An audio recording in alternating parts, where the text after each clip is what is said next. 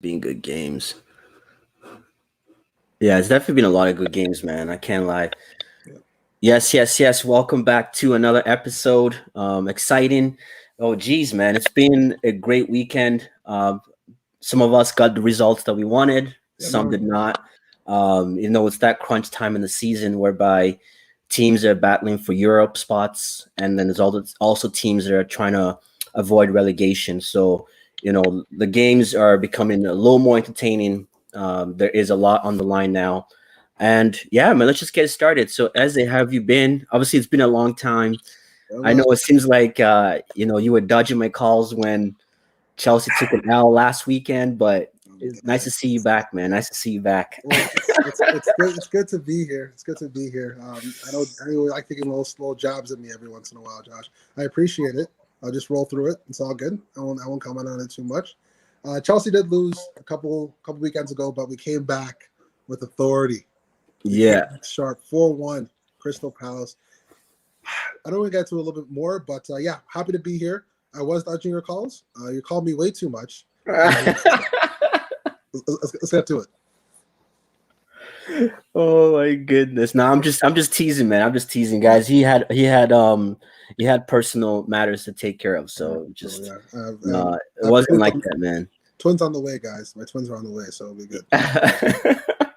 So how you feeling, man? Obviously, we were supposed to have done a show prior to this weekend, but obviously life gets in the way and Yeah, stuff. So obviously you guys had some great results so far. yeah, Atletico Madrid, man. You yeah, guys you guys did the number on them, yeah. and now you guys have bounced back. So how you feeling about your assessment with Tuchel, the team? Just yeah.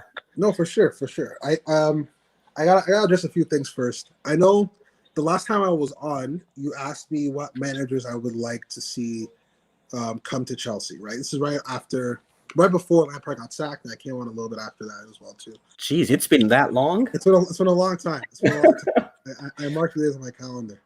But Tuchel was not high on my list at all. If you remember, he was not Yeah. high on my list. I had Nagelsmann, I had a lot of younger, coaches coming in to kind of change the whole system. But it's always good to go with the veteran, man. What was I thinking? Who would have known? Like the way we're playing right now is it started off like slower defensively first. We started building, and now our attack looks strong, looks ready. And Yeah. what I'm hearing through the grapevine is there's going to be some big signings coming in too. So it's really good it's a good time Ooh. to be a Chelsea fan right now, and just excited. A couple more things. I know we lost to West Brom, which was tough tie.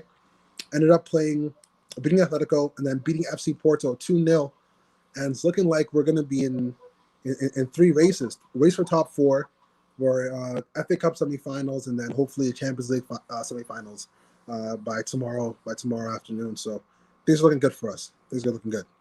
Yeah. That's pretty good, man. So how you liking obviously it seems like Tuchel doesn't typically use the same team, right? And Right. there is talks of what's his name? Is it Jorginho Yeah, leaving? yeah. Yes, yes. Yeah.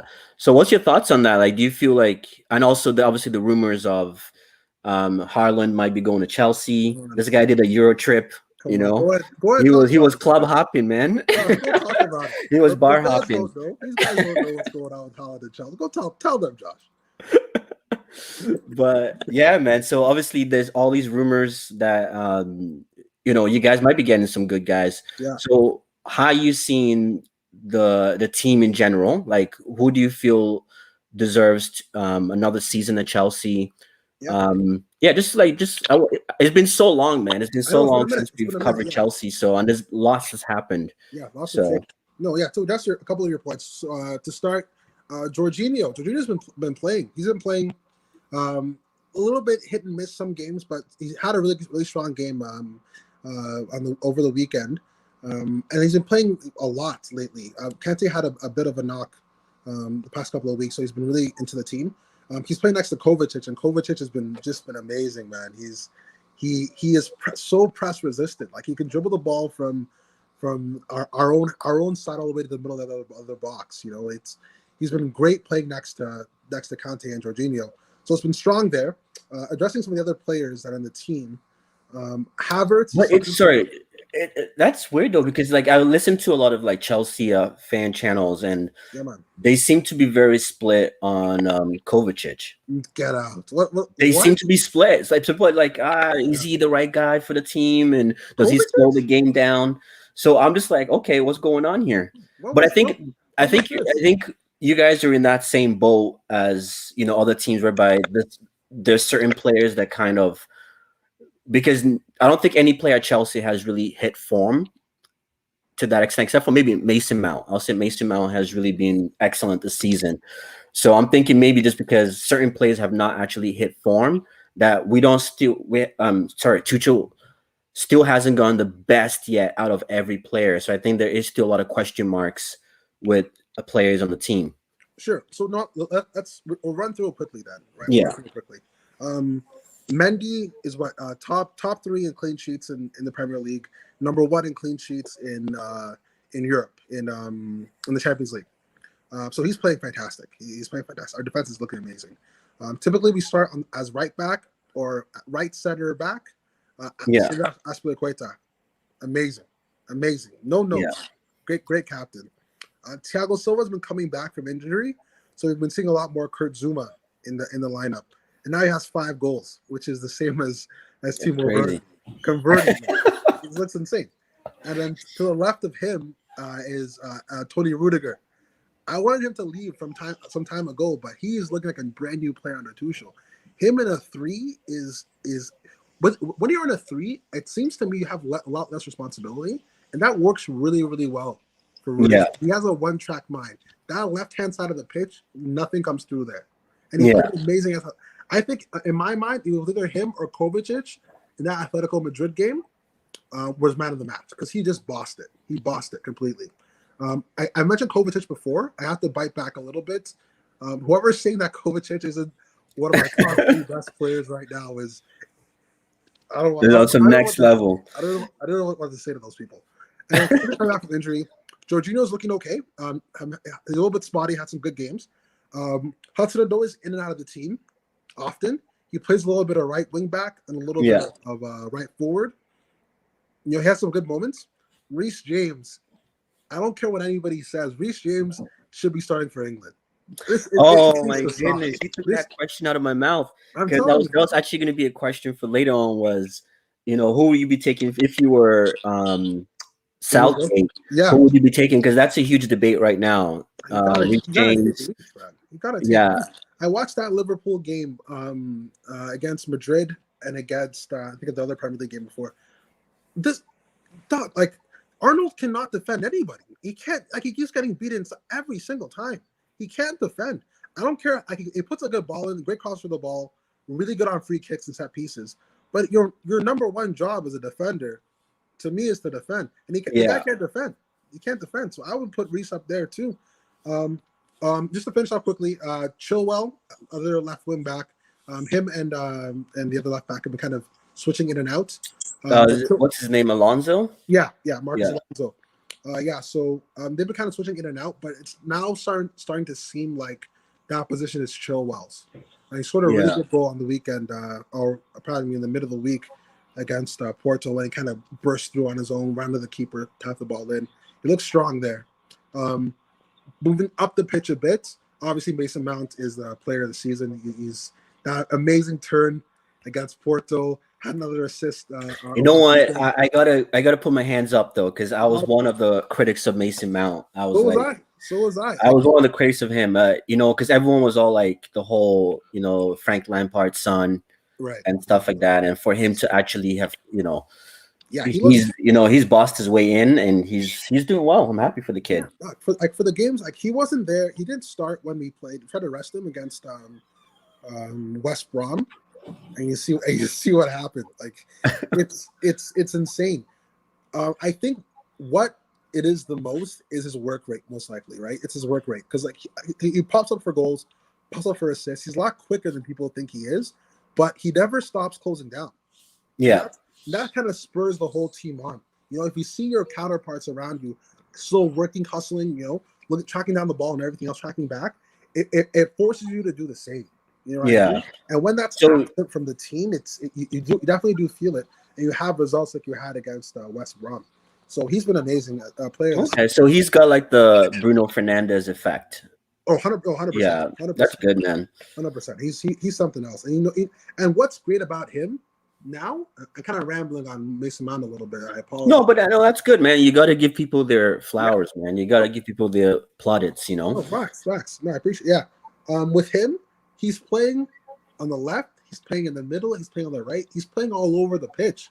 You know, it doesn't really matter what spot you put him in. He's effective in every way, and it's Yeah, incredible to see. And that added versatility just makes the team work so much more cohesively. Because now you have Mason Mount playing at the form he's playing. Now you can put in a Pulisic on the left wing. Now all of a sudden Pulisic's game is all unlocked. I haven't seen a guy who wants to score goals in this team as badly as Pulisic does. He just bursts into the box, just constantly, just for the off chance that something breaks his way. He'll just burst into the box and has been getting rewarded for it. 2 goals on the weekend, a goal yeah. the week before that as well. 3 and 2. He's been great. And then now, I don't know if you've been looking at our team sheets at all, but we've been playing Kai Havertz as a false 9. Yeah, I did see he missed that one chance I know, having a nice goal on the weekend. That was I know he seems he has a No, little but bit that of was good Ozil. though. I think he underestimated like. No, it was kind of like I don't think it was a bad mistake. I think he just did not strike the ball as hard. Like I think his foot like hit the ground first. Something like that. He didn't. I So think it wasn't like it wasn't a jab at him or anything. no, But for sure. That's the thing with those kind of players. Sometimes has a little bit of Ozil to him. Normally, for me, when I look at strikers in the box, I don't like placement. I'm from Nigeria. You don't place it. yeah, You put your foot through that ball. You put it top corner. you strike it. You hit that ball with everything you have. I don't care where it goes. But I guess now more of a European style is kind of place the ball, and put a bend on it and everything else. That's what he tries to do. But he still scored on the weekend too. Yeah. He's looking a lot more confident. And that to me right now, until we get in like an Aguero or a Haaland or Lukaku. Ooh, Aguero. Okay, we gotta talk about that too. We gotta talk about that. Yeah. Until we get like an out and out striker that we can really trust, that's his best position right now. And it's kind of helping us out and unlocking a lot of our other players because he brings people into the play really well. That's what I really like about his game. Yeah. That's a whole. But that's really what your number 10 should be doing, right? That was always the goal of a number 10 was they were like that piece that brought everything together. Speaking of Pulisic, man, I think we've always talked about him. Obviously, he's one of those players that people, he's either you don't like him, you like him, or because I think also him being American has kind of it kind of taints the people are always like, is it good enough? Is it good enough? But the reality is America is producing a lot of talent right now. And they said it back in the World Cup of 2002. They said, give us 20 years, or I think what they said was 15 years at the time. And they said, we're going to be challenging on the world stage. I don't know if America is that good yet to challenge on the world stage, but they have a lot of talent, especially in Germany. When you look at Dortmund, and they have a lot of American superstars that are coming out. Yeah. I think Pulisic, it's more of his injury record. I think that's what has let him down. But when you think about skill, he's quality, man. He's quality on the ball. Like, he's quick. He reminds me of he's like a Hazard in a way. I don't know if I may be wrong on that, but that's what he reminds me of. The way he switches the ball, he turns, goes through people. He's quick too. He's quick. So, but I think, like, what do you feel that because he keeps getting injured? Do you think that that's maybe mismanagement of him in terms of being rushed back into the team so quick, so soon after recovering from an injury? Yeah. Well, from what I understand with Pulisic, even when he was at Dortmund, he did pick up knocks. Not as much as he has been at Chelsea, but he had an injury record coming into Chelsea. Right? Yeah, I think that's what kind of lowered his value a little bit too. I think around the 50 million mark, somewhere in that kind of range. I don't think we're rushing him back too soon. I think with certain players and certain like body types and builds, they're going to be more prone to injury, no matter what, right? Like, you never want to be in a situation where you're playing a player, right, that's healthy, but you're telling him to go 70%, 65%, 80%, right? Like if you're going to be put on the pitch, you need to kind of go kind of all out if you're healthy, Yeah. right? Because if you aren't able to, we have somebody else who's going to be able to that as well, right? So I credit him in that sense that every time he's on the pitch, injury or hurt or not, he kind of puts it all out there, and that kind of Yeah. does it for him as well too.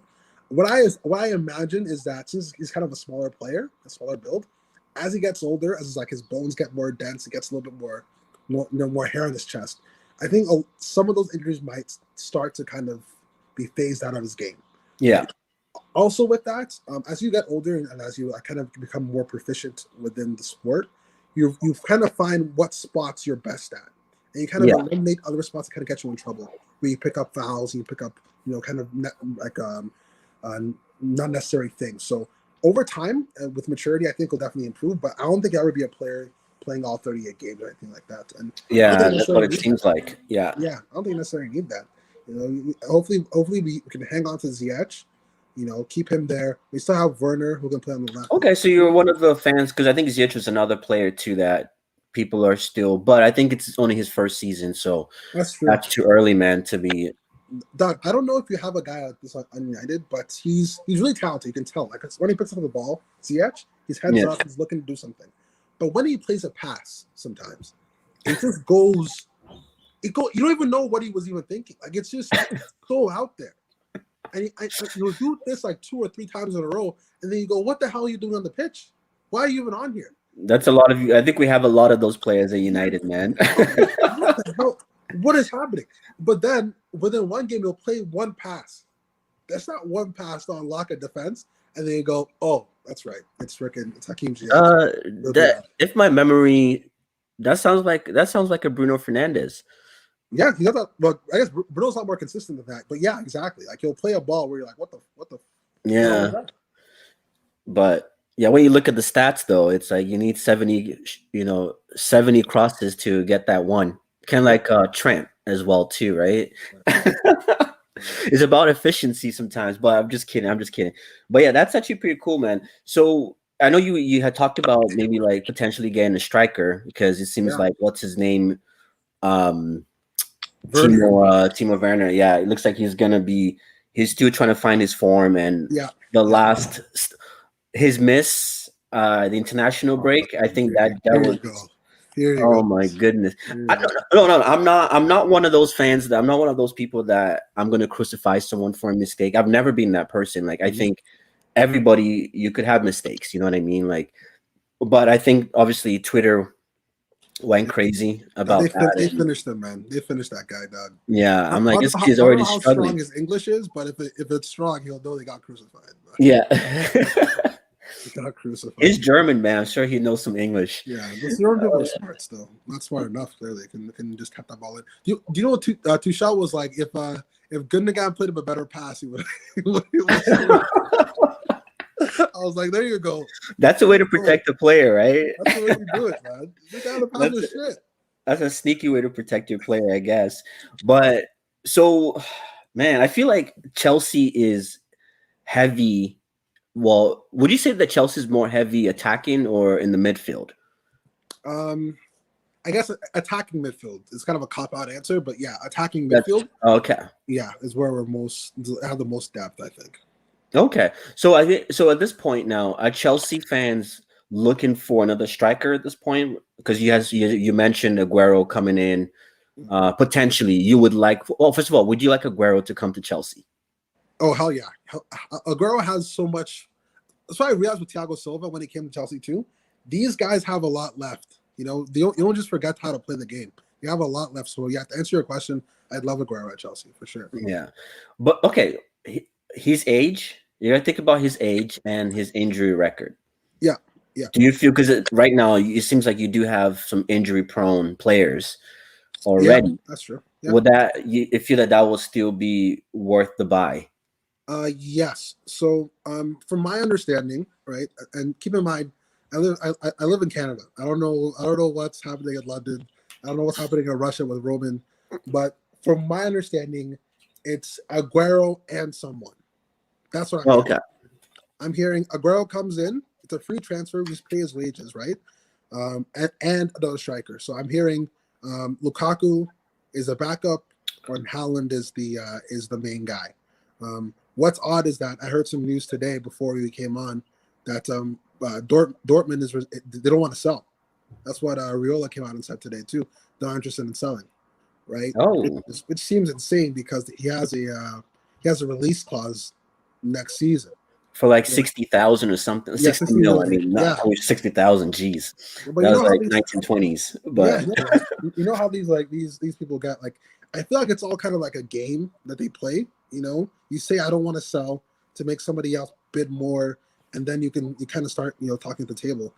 But yeah, so yeah, Aguero and somebody else is what my thoughts are. So that will kind of alleviate the striker quarrels because we'll have Aguero, a striker. I'm guessing Tammy and Giroud will most likely be moving on, and then we yeah, still have Havertz and Werner who can play up top if push comes to if shove. you want, you know what though? Now that you've kind of mentioned that, that would actually not be bad, man, to get Aguero because you kind of Understand? look at the Suarez incident when he left Barcelona. Well, was forced out of Barcelona Yeah, to yeah. Atletico, and there's just that fire of like, Mhm. oh, this is what you're doing to me after all these years. Facts, yeah. I'm gonna show you and your fans that I'm still a top class player. And I think Aguero could do that because if I'm wrong, I don't think like Pep has necessarily liked Aguero as much. Remember, I don't know if you remember when he first came to City, Yeah, I he first just wanted. didn't really he didn't really vibe with him. But Mhm. obviously he's a world class striker. Pep knew that he would have been stupid not to play Yeah. Aguero, right? And I think obviously they kind of created a professional relationship, Hmm. Hmm. if that's the right Exactly. terminology. Yeah. And but then I feel like there is still that like not animosity, but there's still that kind of like okay, Yeah. rough feathers kind of thing whereby Yeah. it's like I okay, you think know so. what, cool, since you said that I can go, Hmm. guess what, I'm gonna show you that I'm a top striker still. And I think that could be really good for Chelsea. Would be nice if Manchester United could get him too. I wouldn't be opposed to. He won't be my first choice, but I wouldn't be opposed to. I just don't want United to get into that cycle of just getting strikers and players when they're basically at the last, Yeah. And then that last hurrah. You know what I mean? It's yeah. just like we've been doing that for way too long. So in my mind, I'm like, let's just get somebody in their prime. No, for But sure. For I sure. think it will still be a great addition to any team For sure. For sure. I that it think goes there's into. yeah, there's definitely a place for that kind of striker in a team. It's not going to be the prevailing transfer decisions that happen on a regular basis, right? You need to kind of interject that with other like younger players as well too. But to kind of explain to you my thinking on the whole thing, right? Okay in terms of Aguero, right? I'll start with him before I move to Holland. So with Aguero, he is a virtuoso for Man City, a Man City legend. If they could build statues over there, or if they want to, he's going to be the first one on the list. Yeah, It's hard agreed. to it's hard to imagine him flipping the switch and going to the direct rivals in the same city. That's hard Yeah, for me to understand. So that kind of puts Manu on the back burner, right? So that's one. And then two, we look at Liverpool. Not so sure about the Liverpool link. He has that from there already. Jota sometimes plays in the middle. Picking up Aguero doesn't make much sense, right? Arsenal, I don't think they have the resources to entice somebody like Aguero to come to their team because they're not going to be anything but 10th. That's what they are now. They're a 10th place team. So in terms of Premier League teams, Chelsea seem to be on top of the list from my point of view. And I think that Aguero would most likely prefer to be in England in some capacity. And yeah. why not the best city in England? Why not London? You know what I mean? So Everybody loves London, man. everybody loves London, man. So Everybody loves London. he's going to be acclimated to it for such a long time. I think like 8 years, 9 years he's been at City or whatever. So it would make the most sense to kind of stay within that country, play for a team who hate it or love it might be going to the Champions League semifinals this year, right? Has a big manager, right, and big owners spending a lot of money. That makes most sense to me. Yeah. Number two is the Holland one. So this one, I got to do a little bit of mental gymnastics to get me there. Okay, so work with me on this one.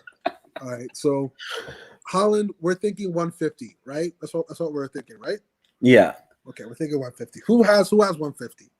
150. Chelsea has 150. No problem at all. Chelsea, Man City, United, give or take, even though the board is saying they don't. Maybe Real Madrid, but I think Real Madrid is more focused on Mbappe than Haaland. Yeah, maybe the following season. Yeah, so I would say Chelsea, Man City for sure have the money in cash in hand, ready to go. Man United is the highest value club in England, the second highest in the entire world. So they have cash reserve somewhere. They can afford it too.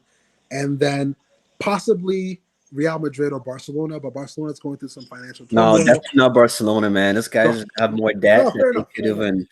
They'll have to do a lot of. They'll have to, like, I don't know, cook the books in some way in order to kind of fund the kind of trips like that. Anyway, so with those teams, I don't think if you weren't gonna pay 120 for Sancho, you ain't paying 150 for Holland. There's no way. Yeah, that doesn't make sense to me. That kind of rules them out, right? Mino Raiola is a scumbag. I think we all understand that, right? Is he though? Is he though? I think. Just think about yourself. Obviously, we're not going to spend too much time on this, but think about yourself as a player, and that was your representative. I think Mio Raiola, yeah, he says some things that are ridiculous, but who doesn't?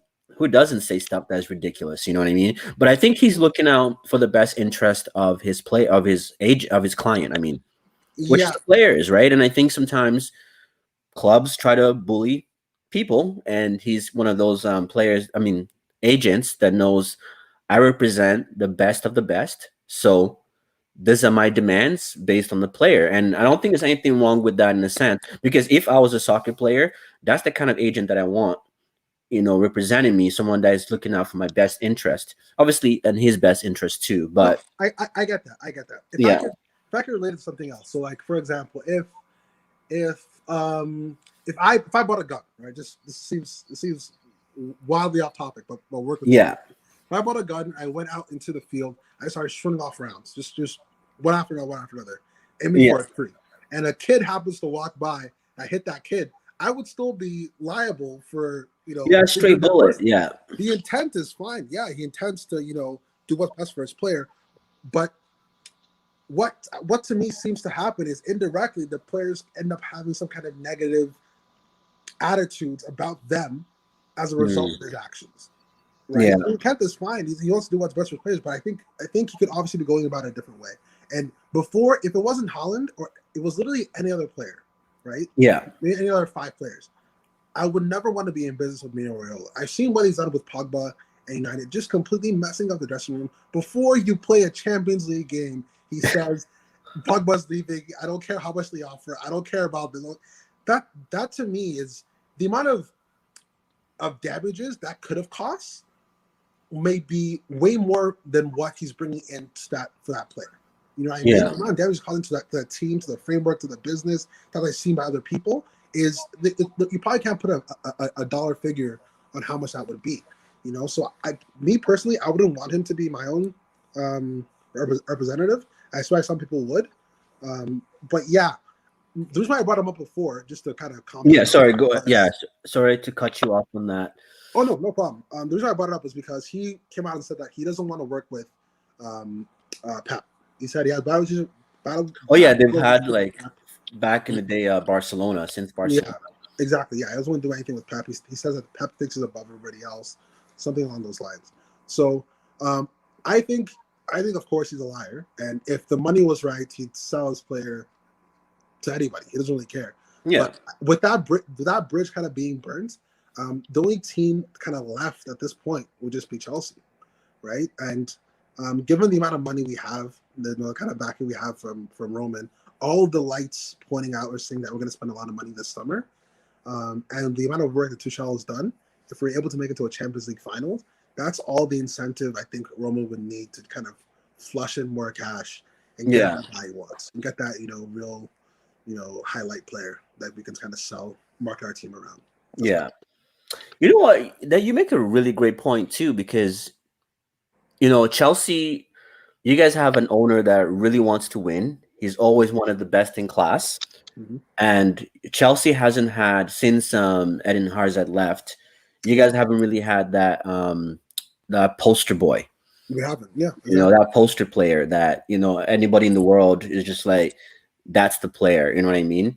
And I think, and I feel that's why Haaland actually does make a lot of sense in the sense of I can see Abramovich going and saying, you know what, we're going to get you, you know, Yeah. to kind of put Chelsea back on the map, Mhm. you know, per se. So yeah, that definitely makes a lot of sense, man. Yeah, those are my own thoughts. Yeah, my own ideas on the whole thing. So, Yeah. a quick transfer, before you go, quick one. If we can do Aguero, bring him in first to kind of set the mark. The Holland transfer, whatever team he goes to, is going to take some time. So we're bringing Holland next, and then a center back would be perfect. Just three guys. Bring those guys in. We're winning the Premier League next year. You heard it here first. Hey man, I'm not, and that's what we've been saying, guys, and that's what we've been saying is, you know, when we talk about progress, we talk about, you know, I look at Chelsea now, and that's the difference between when you have a system. First of all, you have an owner that wants to win.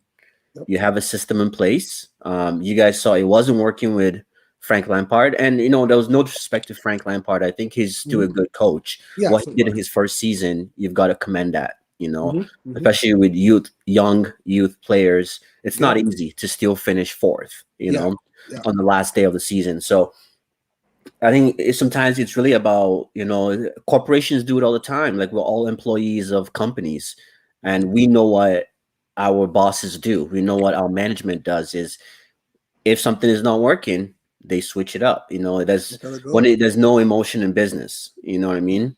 Is you gotta do things the way it's supposed to be done. So I'm hoping that certain clubs, just to try to transition to this. Yes, sir. So the biggest game of the weekend, Tottenham versus Manchester United. Good game. Oh boy, man, that was actually, I had opposing fans celebrating too. They were like, man, that was actually a good second half for Manchester United, you know, and just the game really opened up. So what were your thoughts on that game? Did you watch the game?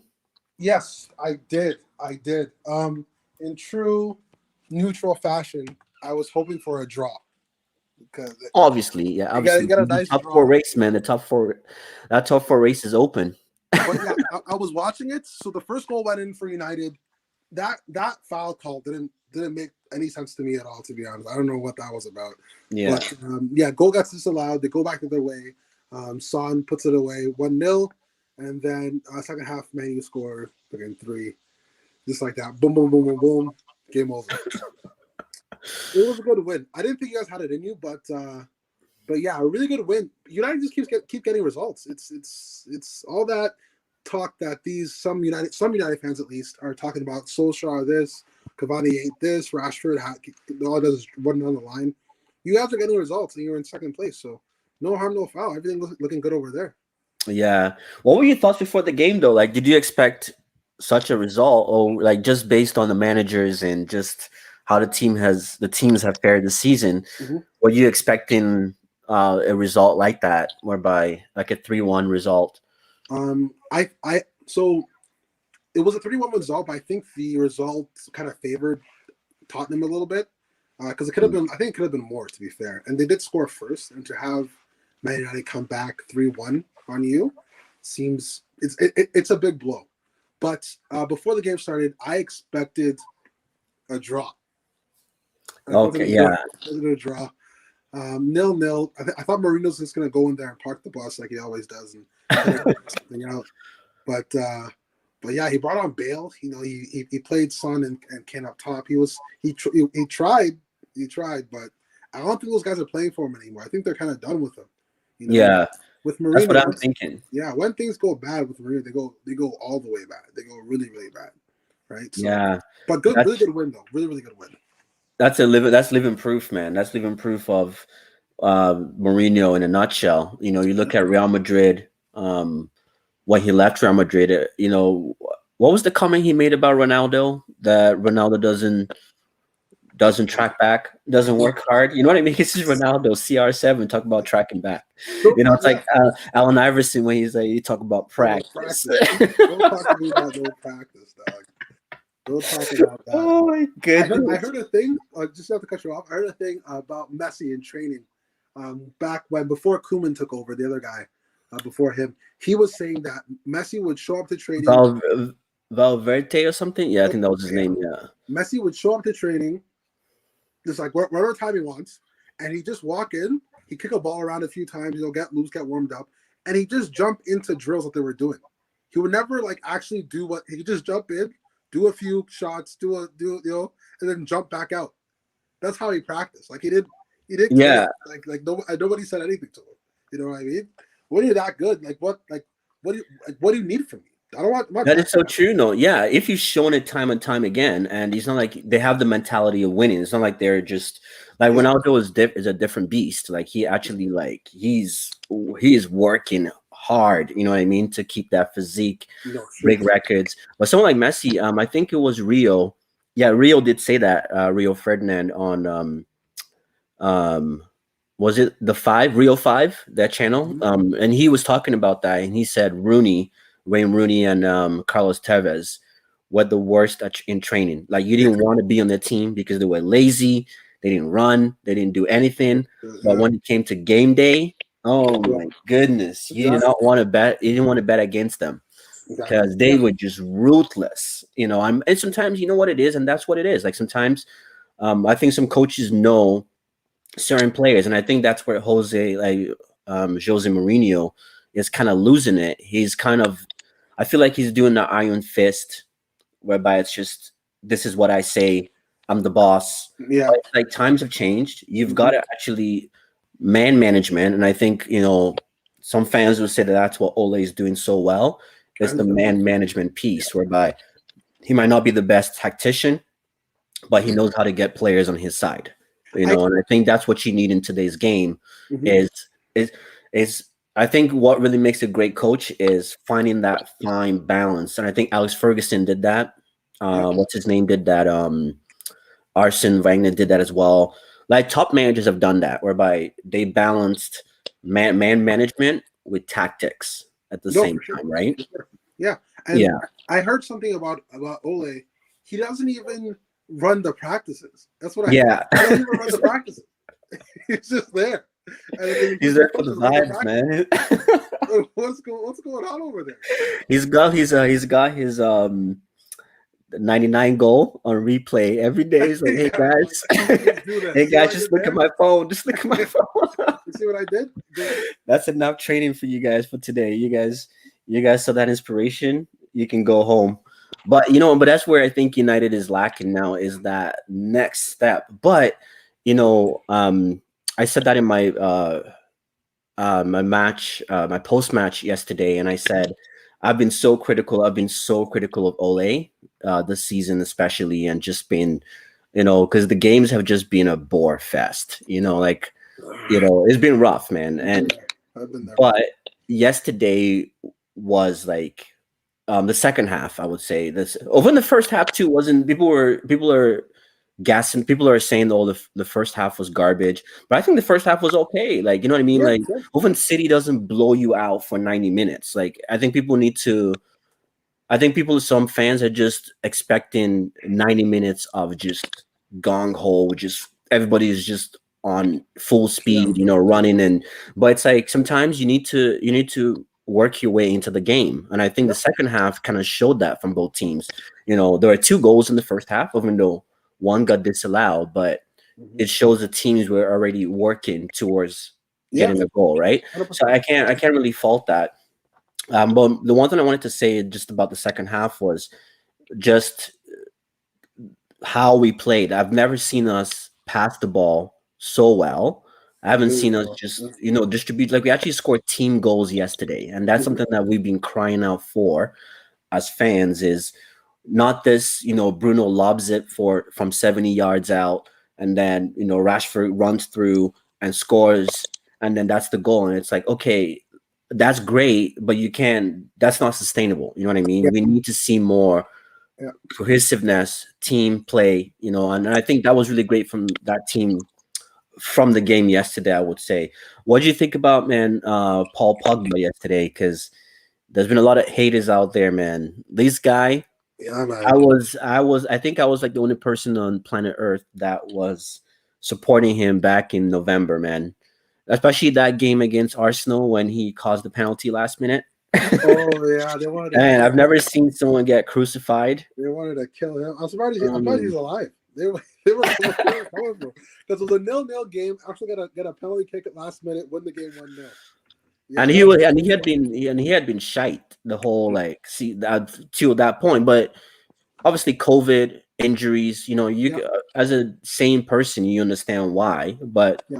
football doesn't go that way. Football is about performing, and if you're not performing, no one's giving you excuses.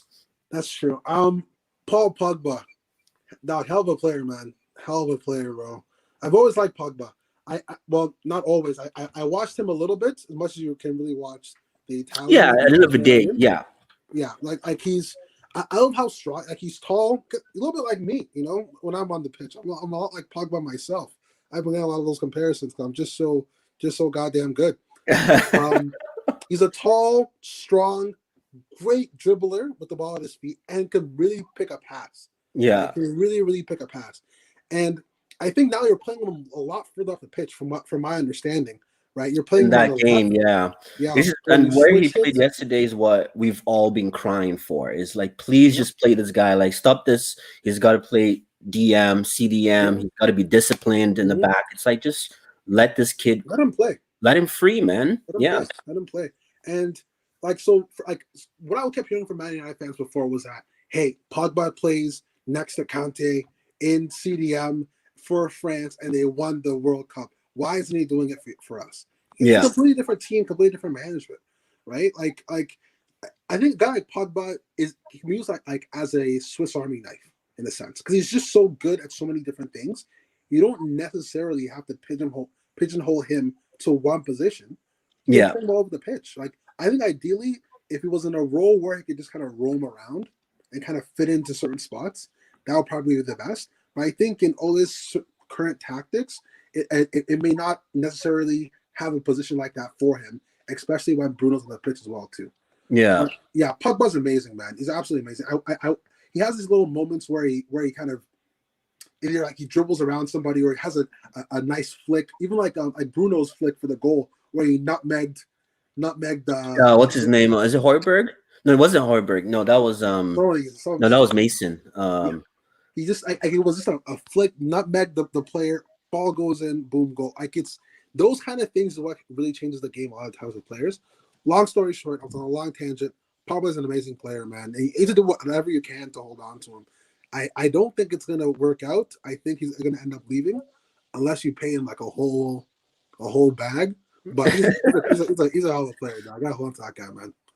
Yeah, no, definitely. I definitely agree with what you're saying. Just before we wrap that up, and yeah, I think the thing with Pogba that we've said right is yeah, could he be consistent?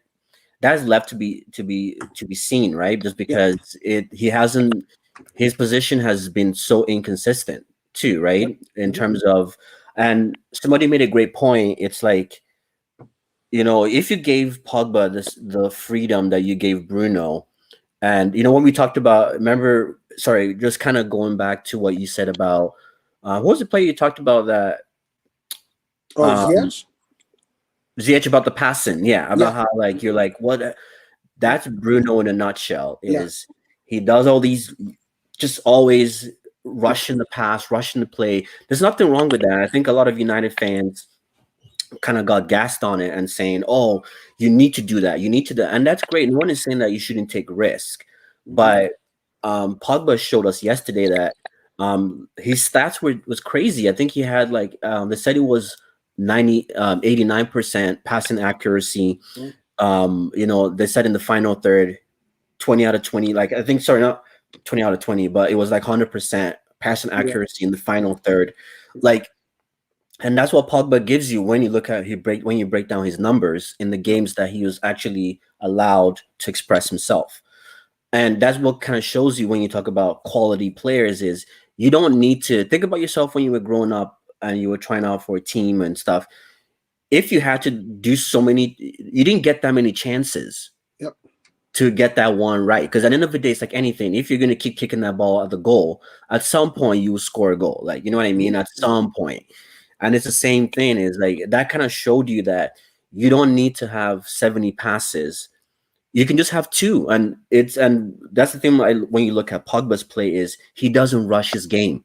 No matter how much people are trying to rush, he's not rushing. Yeah, no, he He's goes like, at pace. I'm gonna get this ball. I'll figure, and it just shows you. Even I think it was the game against in Europe, and the Europa League. There was a pass that he gave just before he went off, and I think it was like he got the ball. He passed it to Shaw, and then he asked for the ball back. Typically, what would have happened is if that was Bruno or somebody else, they would have just gotten the ball and just like passed it back to Shaw. Because not Shaw, Tellus, because Tellus could have easily gotten the ball back and maybe try to run down the flank. But what did Pogba do? He held the ball because Tellus had given him the ball back. So he was like, nah. He looked, held the ball. He knew the defender was coming right behind him, leaned back, created the space, and then did a through ball. And I think it was Mason that ran through, and that almost led to a goal. That's an intelligent play.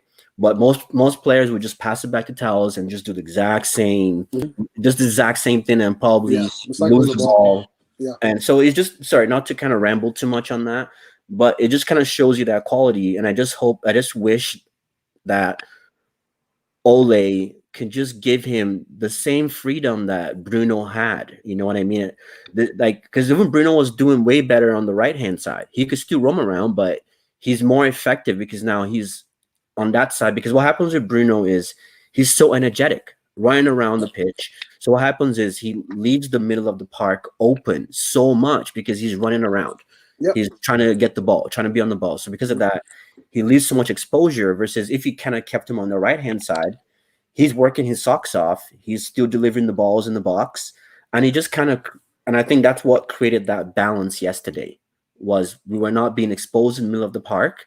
And we had somebody up front that was actually utilizing the ball efficiently. And that's what I think that's really key is you have to use the ball efficiently. But anyways, that was definitely a great game. Sweet game. Just to wrap that up, do you think Jose is kind of done on the top level at this point? Because even his comments yesterday was just like, okay, this guy's done, man. Like at some point you got to take the blame. Like you can't just keep, taking shots at people. This is my thing. Especially in media, like when you're kind of broadcast on TV often, some of these personalities can get really, really insane, just so far-fetched. Like, for example, do you ever watch the UFC? Yeah, I do watch from time to time. Okay, so Conor McGregor fought Khabib Nurmagomedov, right? Yeah, a bunch of crap before the fight. They get into the fight. Khabib just smacks this guy around, just destroys him, absolutely destroys him, and then a bunch of stuff happened afterwards. But he beats him, just completely dominates him, forces him to tap out, right, middle of the fight, wins the fight. A week after or something, Conor McGregor makes a post saying, I love how I kicked his ass. I got the last punch in. I did this. I won the war, not the bat. All these insane, ludicrous things. Like, are you watching the same thing I am? I guess it doesn't make any sense. The reason I bring this up is because Jose might be even more self-absorbed than that. Yeah. I don't think he sees any of these things as his own fault. I think there's still managers out there, based on his past credentials, more than willing to give him a shot. What the hell else they have to lose? I think the number of quality managers left around that are available, especially come next summer, is very small. Yeah, very, very, very limited. So I think one team in Italy, Spain, France, England, if he is to leave Spurs, they'll give him another shot. And Mourinho wasn't short of confidence, so he'll take it. He'll take it and try to run with it best he can. Yeah, and act like none of these other stuff ever happened, or none of it was even his fault. No, you made a great point there. You made a great point, and I think it's going to be one of those whereby, a team that is on the verge of getting to that next level. Mm-hmm. I think you're right. If he goes to somewhere like maybe like Lyon or like Lille in France, whereby they're like on the verge of coming up again. Sorry, and then I think he would do well. I think the EPL right now, and I look at the EPL as a whole, I think that league is just becoming so competitive. Yeah. And this is not me saying that the EPL is the best league in the world for all you La Liga fans out there.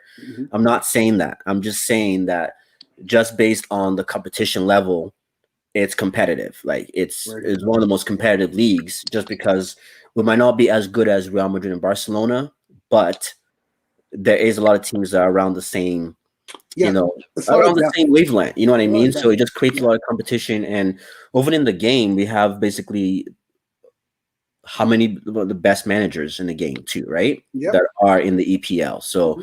that also kind of creates that competition as well. So it's one of those places whereby, I think the EPL is becoming where you have to be at your prime as a coach and as a player, Hmm. or you have to be an upcoming coach. Because I Yeah. think the days of like trying to be old school with Mourinho is kind of gone. It's just too competitive for that now, you Yeah. know? I think gone are the days. Maybe for the most part, we'll see. It's hard to say with these kind of things, but I think gone are the days like Mourinho was the kind of guy who would, against lower teams, we beat them. We don't mess around with those guys. We play our full starting 11. I have 11 guys on my team sheet that I play week in, week out. They're all strong characters. We beat these lower opposition every single Yeah. time. Against higher level competition, we go there not to lose. If Yeah. we pick up a goal, it's even better. We go there not to lose. We won't get beaten ever. And that was kind of the formula that he used to win. Yeah. Nowadays, some of these teams, City doesn't care if they're playing Real Madrid or not. They'll come on, they'll play the same football they played this entire time. Yeah. PSG, even they're playing Bayern Munich, who had one of the best runs in UEFA Champions League history. They say, "Listen, we're here to play. I'm not going to park any kind of bus. Mbappe, Yeah. Neymar, Di Maria, we're going on top. We're playing like we don't really play. People aren't as defensively minded anymore. They want to they want to attack, they want to score goals, right? They want to Yeah. impose their own style of play onto other teams. Whereas I think it was much different before. If you came up to Everton and you put them in the league, they would say, okay, we're going four at the back, 4-4-2. We're going to put 10 guys behind the ball. Yeah. I go play Everton. They say, listen, I have Calvert Lewin, I have James Rodriguez. I want to play. Let's play football. I'm not gonna put 10 men in the back. I'm gonna play. Yeah. And the more that happens, the more difficult it is for Mourinho to play. It's the same kind of philosophy. It's a Yeah. lot more difficult. And even in the NBA, the same kind of things happening where players are getting so good that the defense is having a difficult time catching up. In the NBA, they're scoring record amount of points. There's like over, I think, like 30 or maybe 20 plus 20 point per game scorers, right? Yeah. Offense is just eclipsing so fast, and the defensive side of things are kind of Getting harder and harder. Yeah. yeah. Yeah. And Someone made a great point about that, like with football and it's like soccer. And it's like, you know what? Maybe I think today's defenders kind of look like Sergio Ramos. yeah. That's like Sergio Ramos, no disrespect to him, one of the greatest players that probably has played this game in terms of the things that he's won. Like he's a legend, Sergio Ramos. But when we're just talking about pure defending, I don't think Sergio Ramos would be on the same breath in the top 10. He's not my top 10 of defenders. When you all time, yeah, maybe all time, come on, man. I can name you the entire Italian squad. No, that's I true. can name you the Italian defenders from 1990 to 2015, man, No, and he doesn't even get I on agree. there. I agree. I would just say if somebody had them on their list, I wouldn't make a fuss. You know what I mean? No, I wouldn't I'm make like, a all right, fuss, but yeah, but if you're talking about like pure skill defending, mm-hmm. I don't know about that, man. I've seen No, Sergio fair. Ramos eat the grass enough times. And the red cards. How many red cards does this guy have? He can play the whole Exactly, ball. man.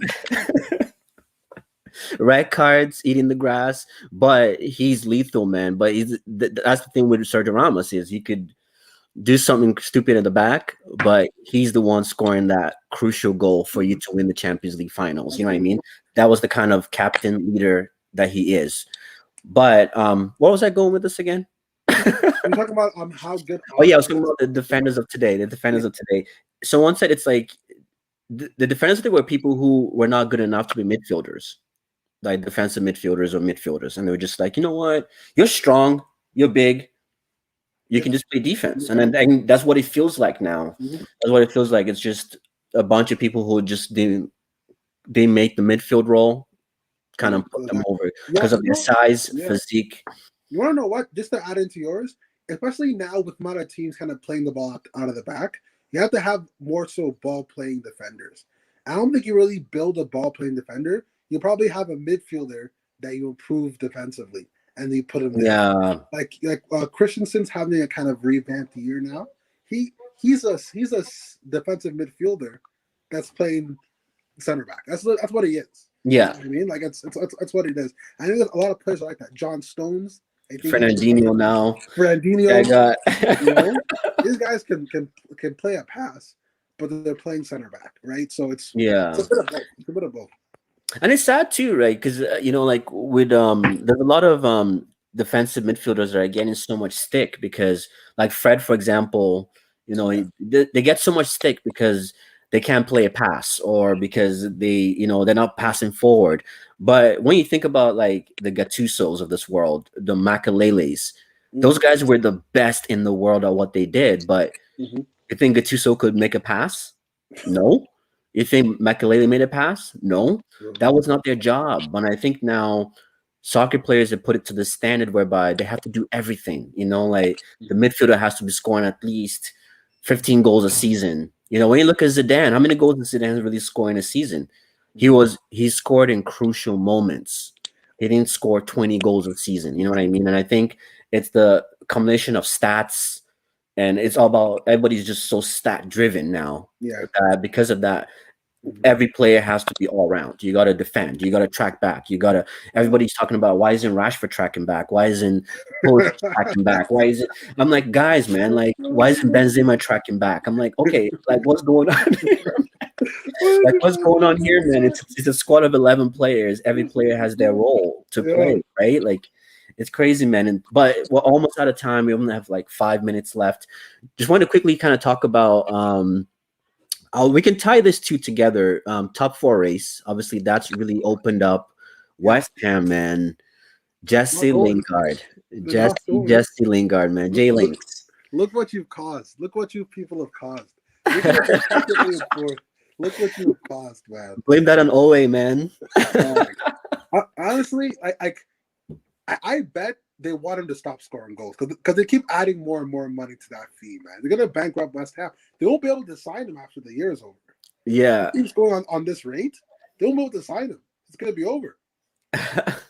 Yeah, man. How you like? It's nuts, man. I know people were saying, "Oh, it's just a new club bounce," but let's get it. And it's the goals that he's scoring too. He's not just like he's going like just lucky. You know what I mean?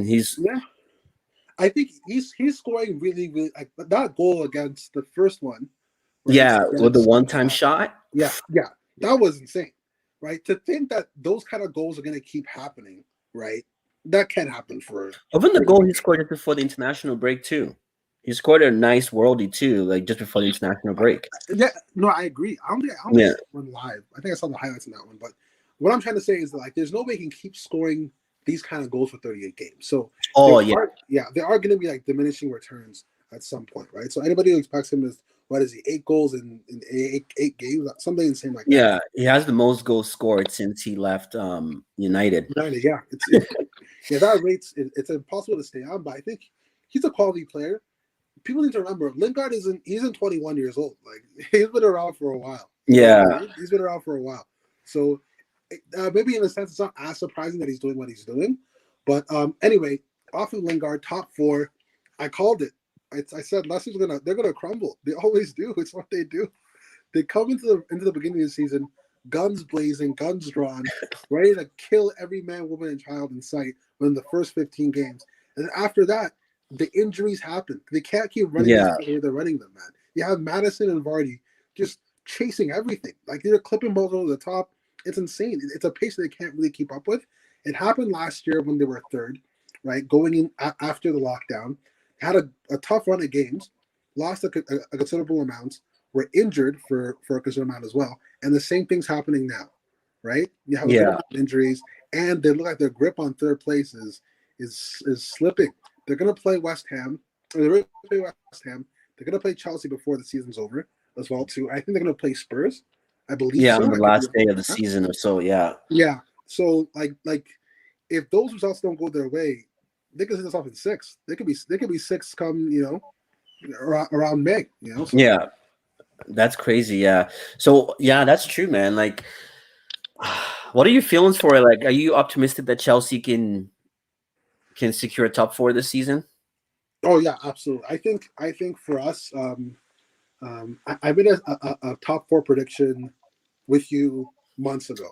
Yeah, I couldn't be more wrong about that prediction. I was way off. I said Liverpool. yeah, because Chelsea was sitting like 10th or something. Yeah, I was way off. I was way off. But I think now, I think United can carry good enough form to finish in second. Yeah, the lead you have. City will obviously finish first. I think third will be Chelsea. Maybe it will be about 5 points behind United. Maybe 3 to 5 points behind United, somewhere in that range. And then fourth will be Liverpool. Leicester, unfortunately, they don't. No European championship for them. They're done. yeah. Oh my goodness. Yeah, it's crazy, man. And I kind of agree with that too. Is sure, just to kind of touch on Jesse Lingard for a second here. You know, I've always been not like I've been a big Jesse Lingard fan, but I've always seen the talent that he's had, and I know certain people have said, "Oh no, Jesse is like it's whatever. He's a basic, mid-table player." You could say that, but I think could he be a starter at United? No, but could he be very utilized squad player? Yes, I think so. And I've always thought that about Jesse Lingard. Yeah, did he fall off form at some point? He did, but what player doesn't? You know what I mean? What player hasn't fallen off form? Can he be a top four starter on a top four team? Do you think is that good? Yeah, he could be. Yeah, it depends. Yeah, if you. In today's top four, why not? Why not? You think so? I would say just in terms of if we're looking at so this is two things. So if we're looking at Manchester United of old, or the Manchester United the image of Manchester United, let me put it that way, the image of Manchester United, then he should be. Then I think Jesse Lingard is good enough to be a very utilized squad player. Yep. But if you're just talking about just general top four of like Leicester City. Leicester City, who else typically makes top four these days? Kind of hard. Spurs sometimes. Everton. Yeah, Spurs. Yeah, then he could be first team. I think he can start in Leicester. He can start at. He can start at Tottenham too. Why not? He can start in those spots. So, but if we're talking about just today's football, like actual football right now, what's the difference between United and West Ham? Like there isn't that much difference. Like there really isn't when you if we're actually being honest with ourselves. If we're being honest, like I know people kind of get blinded with the whole United and stuff, but on paper and just in terms of the football that we're playing, West Ham is not that far off from Manchester United in quality and the skills. So that's where for me it's like the thing with I think it was Culture Cams that made a great point today, and he said. The thing about Jesse Lingard that kind of frustrates people and is very annoying, and that kind of what I've been voicing about Ole all season is utilization of the squad, right? Jesse only had played like 2 games with us all season. He came out and said, "I was the most fit post-COVID. After the lockdowns. I mean, after Project Restart." He was the most fit. He said he, changed his diet. He did everything to make sure that he was ready. Like he even created the group chat whereby we used to go for runs together. He did everything to made sure that when he could challenge for a spot or at least be utilized. Ole did not even look at him. Daniel James started. McTominay started. All these guys started over him. So for me, that's where I kind of put the question is, okay, I'm not saying that Jesse Lingard should start every game or played every game, but when we had a player like that on the bench, why wasn't he utilized? Good point. You know what I'm saying? It's the same thing with Van der Beek. Same thing. It's why are these players not being utilized? And that's my fear with the squad, like the Manchester United team. The stature that we've used 15 players literally all season. Yeah. For 95% of our games have been 15 players. Yeah. We have a squad of what? We were the team that was celebrating squad depth at the beginning of the season, but you've only used 15 of those players. Yeah. It says a lot. But anyways, I'm just so happy for Jesse Lingard. I think he deserves it. Um, Final. Let me just top four. I would say for myself. Yeah, I would say top four would be. I think I answered that in the on a different channel yesterday. It will be obviously Man City. I think, like you said, United have enough in them to see it through. Mm-hmm. This is where it gets tricky, but I want to say Chelsea.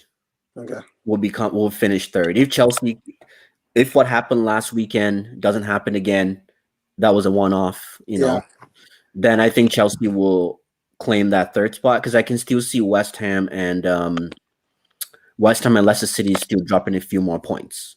I think so too. So I would like to see West Ham claim that fourth spot. Fourth over Liverpool. So would I. Get out of here, Liverpool, man. Like, Liverpool, all my Liverpool fans out there, you guys could be 10 for all I care, man. I don't care about Liverpool right now. I don't care. Liverpool, they're paying for what they're just paying back from last season. You know what I mean? Yes, all that. No injury records. Everything was just going their way. The VAR calls, the ref calls, everything was just going their way, man. Now they're paying for it. Remember when Van Dijk won and brought his Champions League medal and then the Premier League medal, put them together for an Instagram picture? Did you see that? Sorry? So Virgil van Dijk, right? Last year, when they won the Premier League, he went out, grabbed all of his medals, even from the previous year, and took an Instagram pic saying, what a crazy year, we did all these things, even though they were done in completely different seasons. Yeah. Complete different seasons. It's insane. It's like when Terry, when we won the Champions League, Terry came onto the field, even though he didn't play a single minute. Yeah. Terry came out in his full kit. It came with a full kit with the cleats on to take pictures. That's what it felt like. That's like company for Man City, man. Company was the same for Man City. Yeah. This guy was like played half the season, but he was considered like the legend of the club at the time. I know he was good. He was good. Don't get me wrong, but I'm like, okay, guys, like, calm down. But I'm glad Liverpool's getting their due. The mojo back, yeah. But you know what? It's nice to see. At the end of the day, as much upside the banter aside, is like even Arsenal. It would be nice to see Arsenal come back and challenge. Like, it's nice to see those teams that it's like when you see like the likes of Sunderland, or remember like when we're growing up, Bolton, those teams that were like the classic Premier League teams. It's nice, like just like how we celebrated Leeds when Leeds came back. Everybody was so excited to see Leeds play again in the EPL because of that culture and nostalgia, right, and traditions of the English game, right? Can I say one thing? Yeah. Everything you just said, a lot of people would agree with. I'm not one of those people. To be honest, I'm not one of those. I'm not one of those people. I couldn't care less what the history was, how many players. I don't care. I don't care. I only care about Chelsea and what we can do to win the league every single year. I don't care. That is true. That's a fair point. Obviously, I'm in the same boat, but I see it. I see what you mean. The league. I wasn't around when Leeds were. I wasn't watching. I was really young. I wasn't watching. Oh yeah, that's tricky. Yeah, Leeds was out there. I don't care when Newcastle was good. Don't care. Sunderland. Don't give a shit. It'd be great if every single game, except for Chelsea's games, were all draws. So that way we have the best chance of winning the entire game. That's my whole point of view. That's what I think. Hey, you spoke like a true fan, man. You spoke like a true fan. But yeah, I hear you, man. But yeah, the only thing I would say is just one last question. Yeah. Would you, if you were Jesse Lingard right now, would you say, you know what, I'm having a good time here. I got called back into the England team. I'm playing good football. I'm friends with half the team because they're all in the English squad. Yeah. Would you say, you know what, I'm ready to give a second chance at United and try to fight for a spot there? Or would you say, you know what, I'm okay with the football that's here at West Ham and stay at West Ham? Good question. So a couple things, right? First, I think we both agree that they're going to be in some kind of European football next year, right? West Ham is, for one. Yeah, it looks like, yeah. Yeah, it looks like it, right? So I'll get European football, one, being at West Ham.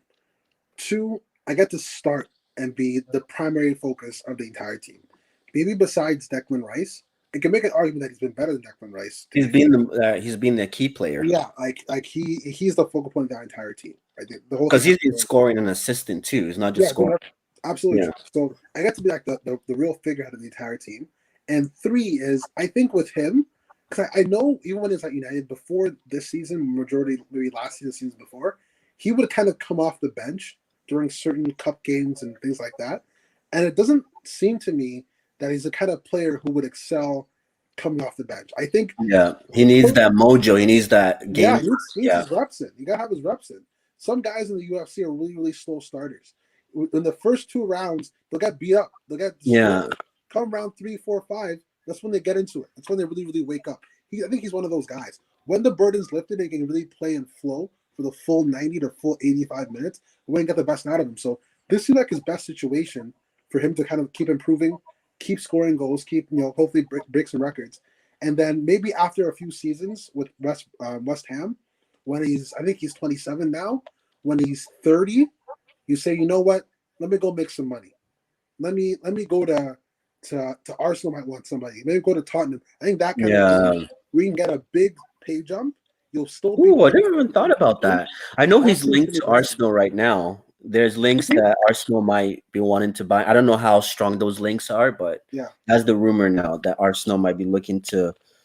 But Arsenal fans are like, not a chance. Not after he moonwalked at the Emirates. Oh God! After he pulled the Michael Jackson at the Emirates, they were like, nah. Every goal he has a dance move. Man. This guy he's an entertainer. He has a future career in entertainment. Yeah, literally. But you're right, man. I like those points that you made too, and that's kind of like my thinking. I wasn't even thinking about like another contract after that, which is actually pretty cool because he's a fit lad. He's not too pacey, but he knows how to use his pace. Yep. He's skillful, and he's cheerful too. And he's the kind of guy that I think West Ham, like you said, he's a showman. Like he's that kind of guy that he likes the dancing. He's like a pogba. But it's like in his heart. He's got that Pogba heart that just wants just happy. You know what I mean? And that's very infectious. That's a very infectious thing. And that's when maybe that could be West Ham's poster boy, right? And that could also generate more fans. Young people like that. Young people like that. The J Links, whatever he does. People like those things, right? So it sells tickets, man. It sells shirts. Yeah, it sells tickets, it sells jerseys. You know what I mean? I'm sure like if he was to sign again, if he was to sign for West Ham, I'm sure they'll have record-breaking T-shirt sales. You know what I mean? Just because of what he's done this season. So, smart for that. Yeah, I think it's good. And you know what? He's like you said, he's 27, 28. That's the prime of his career. Like, I think that's another thing. I think Ole, you made a great point there about he's not the kind of player that just comes off the bench and is supposed to just kind of do everything in one shot. And I think sometimes we joke about it, but it seems like that's kind of Ole's like train of thought. Because even when he brings in his subs, he always waits till like the last 10 minutes, the last 5 minutes. I'm like, Ole, not everybody is Ole and Sheringham in 99. You know what I mean? Like Ole was like that super sub. That's what we used to call them back in the day. You were still young, but like I remember back in the day, the starters used to be Andy Cole and Dwight York. That was our starting lineup, like strikers. And then if the game wasn't going our way or whatever, they both came off, and Teddy Sheringham and Ole Soldier would come on, and you knew Fergie time. You knew that they were going to bang in the goal, just a matter of time. You know what I mean? And that's how we nicknamed them super subs. They were the super sub. And I think Chicharito did the same thing too. Chicharito was amazing back in the day. But I think Ole kind of has that, like, he believes in that a game could be changed in the last 10 minutes, but it's not always going to happen. 99 is not always going to happen. Like, players need to kick in, even if it's for 20 minutes, and that's the danger that I have if Jesse goes back to Manchester United, is he's just going to go back into the same thing, because Ole can promise you all you want.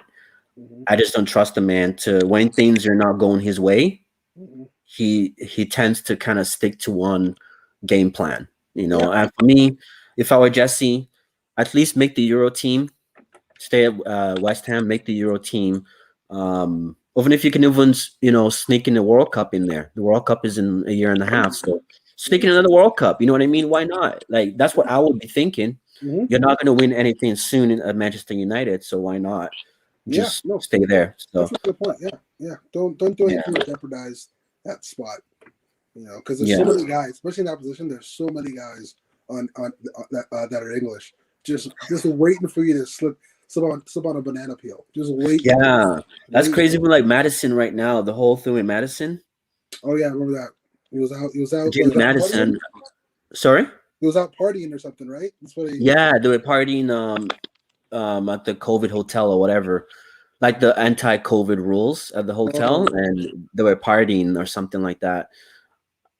The English media is making a big fuss, but yeah, you know what? But I think he's been dropped for 3 games, did he ever? which Oh, wow. yeah, that's what they're saying. He might be dropped for 3 games, and then Yeah. He's, so because of that, Southgate might not pick him for the Euros.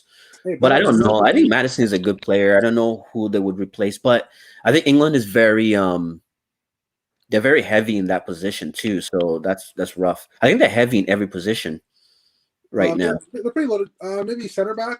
I probably was. Yeah, maybe center back is a little bit light in the ass. They just have Maguire, Stones, and maybe that other. Yeah, I think the center back is the lightest Yeah, position. Yeah. everywhere else is pretty much stocked. Yeah, looking really strong for the Euros. They need to make a big push here. This is a good team they have. Yeah, according to my boy Flawless, he calls Southgate Ole in a waistcoat. It's one thing to have all the players, man. It's the same thing with the English squad when they had like the likes of Beckham, Frank Lampard, like that generation. Scholes, is they could have done way better, but they just didn't have the right coaches and the right culture. Yeah. Yeah. Now they have the right culture. They have the right culture because all these players are all friends. They all want to win together. It's just that they have the right coach to implement that system. Yeah, man. Yeah. Because he loves his 5 at the back. We've just talked about how going with the 3 gives you more options, right? Oh, and I gotta say this. I gotta say this real quick. I want to mention it before we just kind of wrap up real quick. 5 at the back. Chelsea's playing that right now in the sense. It's a 3 center backs, but you're playing with wing backs that are really they're really defenders, right? Yeah. Reece James and Ben Chilwell. I have no problem with the 5 at the back if that gets results. Ultimately, the results is what matters. I was a Chelsea fan with Mourinho for how many years? Whether you win 1-0, 2-1, 1-1, things like that. So I have no problem watching terrible football. As long as we're winning games, I don't give a shit. Yeah. But with that in mind, it's difficult to play 5 at the back when you have all these attackers. That's a problem England's having. I think a problem we're going to have as well.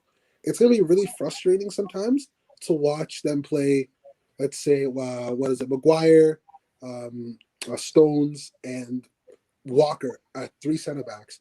And you're taking off Grealish. You're taking off Mount. You're taking off one of these guys doesn't fit now because of these 5 at the back systems. As much as I love them, in my mind, it's always best to put your best players onto the pitch first, and then work within that system. Figure it out there. Rather than kind of But that's where Southgate's still not convinced with Grealish. I don't know what he's thinking, but it's just. But that's why that's his nickname now, right? Is Ole in a waistcoat. But anyways, man, it's been fun, man. It's always fun when you come on the show. We just it just flows, man. We just keep going, and I really appreciate the support. For those of you that are watching, I appreciate those of you that liked. Please continue to like, share, subscribe. It means a lot to the channel. And yeah, man, I really appreciate you for supporting, and hopefully we'll see you soon. The season is getting hot now, man. I'm looking forward to seeing where Chelsea and other teams kind of end up. So No, for sure. definitely going to be good. Yeah, for those of you watching, I might be live tomorrow. I'm not confirmed. We might be doing the Champions League review. Lots of great games upcoming as well. Obviously, Chelsea is in that party as well too. So, your season really did a U-turn. So I know. I'm happy for you guys, man. Yeah, Not too happy. I'm not too happy because I know next season we'll be playing catch up next season. But yeah, you just never know. It's always sick to be out here, man. So it's always a really good time. I get to share a lot of my crazy ass opinions, and you listen to them with a straight face. So, I respect that from you, and hopefully, yeah, this next couple of weeks will be good, and we can always meet up again and kind of go over everything. But yeah, Yeah, that's blessed. It's been fun. All right.